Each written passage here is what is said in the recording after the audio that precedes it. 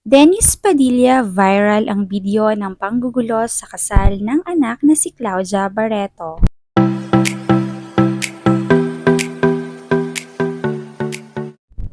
Trending at viral ngayon sa buong social media ang naging kasalan ng kapatid ni actress Julia Barreto na si Claudia Barreto at longtime boyfriend nitong si Basti Lorenzo sa kanilang intimate wedding.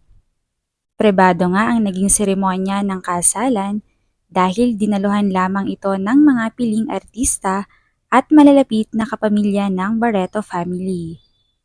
Makikita nga kay Claudia na sobrang saya nito sa kanyang naging kasal.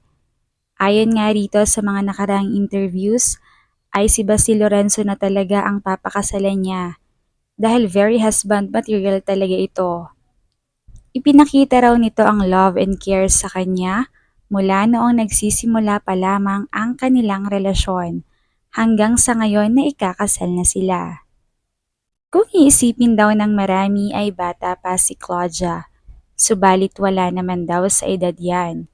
Basta kaya nilang suportahan ang kanilang marriage life at kaya nilang mamuhay bilang mag-asawa. Mababakas naman kay Claudia ang pagiging masaya sa isang di malilimutang pangyayari sa buhay niya.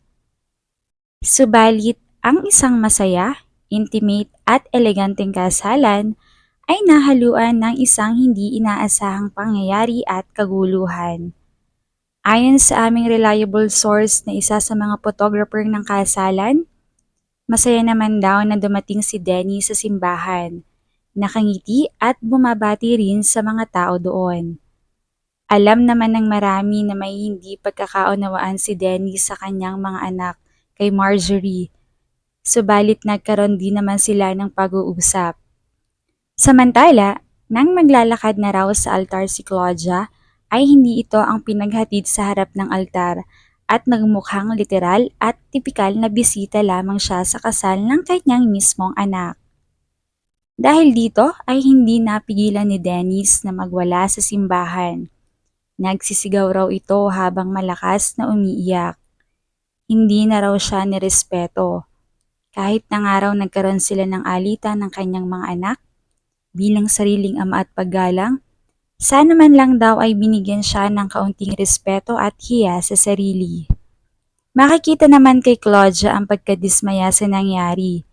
Sinubukang pigilan ng mga tao sa simbahan si Denny sa pagwawala nito, pero patuloy lang ito sa pag-iyak ng malakas habang sumisigaw. Maya-maya pa ay kumalma na ito. Hindi naman ito nahadlangan ang kasal ng kanyang anak at matagumpay pa ring nairaos. Subalit mararamdaman sa mga tao o mga bisita doon ang trauma sa nangyari sa mga nasaksihan nila sa mismong kasal nito.